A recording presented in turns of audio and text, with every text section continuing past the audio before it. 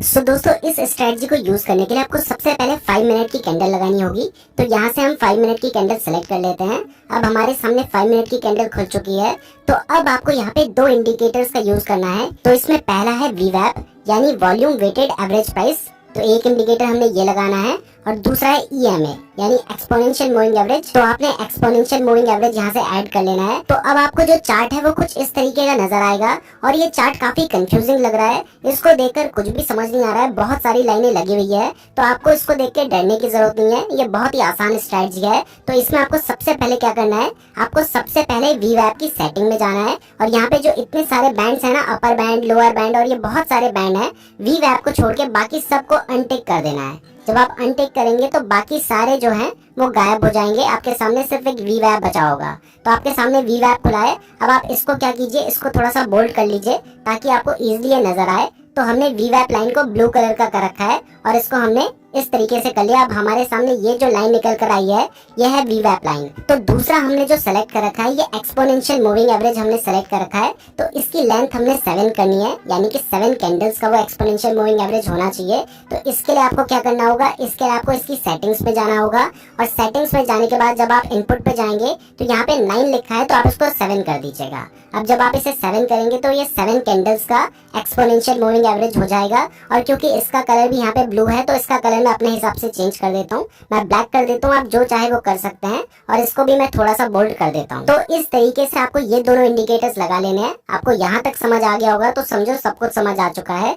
तो आपने क्या किया, आपने दो इंडिकेटर्स लगा लिए, एक VWAP और दूसरा एक्सपोनेंशियल मूविंग एवरेज 7। VWAP में हमने क्या किया, हमने बाकी सबको अनटिक कर दिया और इसको थोड़ा सा बोल्ड कर दिया। और EMA में हमने क्या किया, हमने यहाँ पे इसकी जो लेंथ है इसको 9 से घटा के 7 कर दिया और इसको थोड़ा सा बोल्ड कर दिया ताकि हमें इजीली समझ आ सके। तो अब हमारा जो चार्ट है वो बिल्कुल सेट है और यहाँ पे हम 5 मिनट की कैंडल्स का यूज कर रहे हैं। तो अब यहाँ पे 3 कंडीशंस फुलफिल होनी चाहिए। तो जब ये 3 कंडीशंस फुलफिल होंगी तभी हम यहाँ पे ट्रेड लेंगे। तो हमारी पहली कंडीशन है कि जो हमारी पहली कैंडल है, जो मार्केट ओपन होने के बाद पहली कैंडल खुल रही है, वो हमारी कैंडल ग्रीन होनी चाहिए।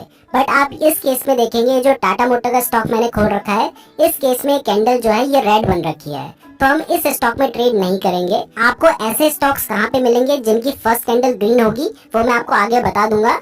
तो पहले मैं आपको ये क्लियर कर रहा हूँ कि यहाँ पे 3 कंडीशन फुलफिल होनी चाहिए। और पहली जो कंडीशन है वो ये है कि ये जो हमारी फर्स्ट कैंडल है ये ग्रीन होनी चाहिए। लेकिन इस स्टॉक में ये जो कैंडल है ये रेड है, तो हम इस स्टॉक में ट्रेड नहीं करेंगे। हमको कोई दूसरा स्टॉक ढूंढना होगा जिसमें जो फर्स्ट कैंडल है वो ग्रीन बनी हुई है और ये हमें बहुत जल्दी ढूंढना होगा। बट ये सब ढूंढना इतना आसान नहीं है। तो इसके लिए मैं आपको लास्ट में एक तरीका बताऊंगा जिससे आप 5 सेकंड के अंदर ऐसे स्टॉक्स को ढूंढ लेंगे। तो आप उसकी चिंता मत कीजिए, अभी आप इस तरीके को समझिए। तो सबसे पहले हमने ऐसे स्टॉक को अवॉइड करना है जिसमें फर्स्ट जो कैंडल है वो रेड बनी हुई है। फर्स्ट कैंडल रेड जिसमें बनी है वो हम बेयरिश वाले टाइम पे देखेंगे। अभी हम बुलिश स्टॉक्स पे ट्रेड करना चाह रहे हैं, हम स्टॉक्स को बाय करना चाह रहे हैं। तो हमारे लिए फर्स्ट जो कैंडल है वो ग्रीन होनी चाहिए। लेकिन क्योंकि यहाँ पे फर्स्ट कैंडल रेड है तो हम इसमें ट्रेड नहीं करेंगे। इसलिए मैं दूसरा स्टॉक यहाँ पे सर्च करता हूँ, वो है अडानी पोर्ट्स का। इसमें जो हमारी फर्स्ट कैंडल है वो ग्रीन बनी हुई है। तो दोस्तों यहाँ पे आपको दिखाई दे रहा है कि ये जो हमारी फर्स्ट कैंडल है ये 8 सितंबर को लास्ट कैंडल थी और ये 9 सितंबर की फर्स्ट कैंडल है। तो ये जो फर्स्ट कैंडल बनी हुई है ये आपको साफ साफ दिखाई दे रहा है कि ये कैंडल ग्रीन बनी हुई है। तो हमारी फर्स्ट कंडीशन यहाँ पे फुलफिल हो रही है कि हमारी जो कैंडल है फर्स्ट वो ग्रीन बनी होनी चाहिए। तो ये कैंडल ग्रीन बनी हुई है। अब जो हमारी सेकंड कंडीशन है वो ये है कि हमारी जो VWAP लाइन है वो हमारी इस ग्रीन कैंडल के अंदर होनी चाहिए। तो आपको दिखाई दे रहा है ये जो ब्लू कलर की लाइन है ये इस ग्रीन कैंडल के अंदर से जा रही है। तो इसका मतलब है कि हमारी सेकंड कंडीशन भी फुलफिल हो रही है। और हमारी थर्ड कंडीशन है कि जो हमारी ये एक्सपोनेंशियल मूविंग एवरेज है ये हमारे VWAP के नीचे होना चाहिए। तो आपको दिखाई दे रहा है कि जो हमारी थर्ड कंडीशन है वो भी यहाँ पे फुलफिल हो रही है। मैं आपको बिल्कुल बताऊंगा कि ये तीनों कंडीशन कौन से स्टॉक्स में फुलफिल हो रही है, वो आप कैसे सर्च कर सकते हैं।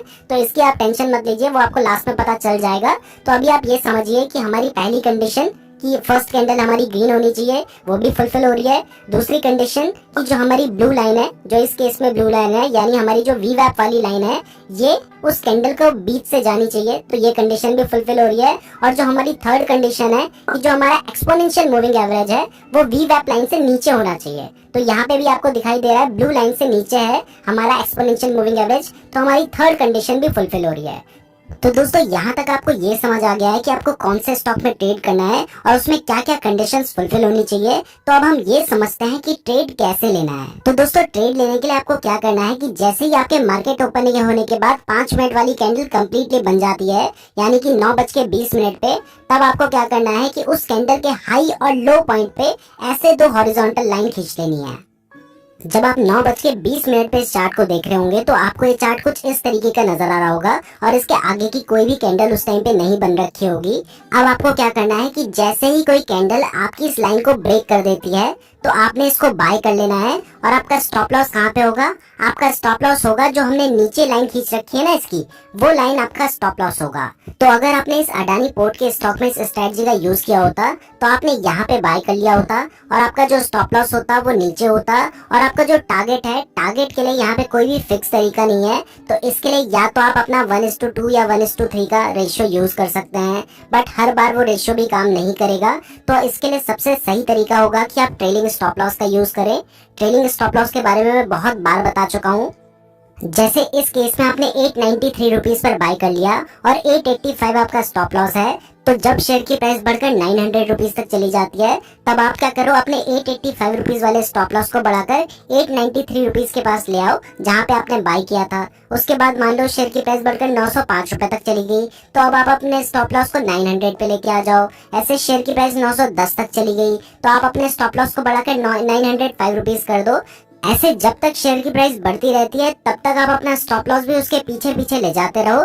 इससे आप ज्यादा से ज्यादा प्रॉफिट कवर कर पाएंगे। तो अगर आप इस स्ट्रेटजी का यूज करके इस तरीके से बाय एंड सेल करते तो आप लगभग 893 रुपीज के आसपास बाय करते और आप 908 रुपीज के आसपास तक सेल कर सकते थे। लेकिन दोस्तों जब आप ट्रेडिंग करते हैं तो वहाँ पे इंट्राडे ट्रेडिंग की स्ट्रेटजी के साथ साथ साइकोलॉजी बहुत ज्यादा इंपॉर्टेंट होती है।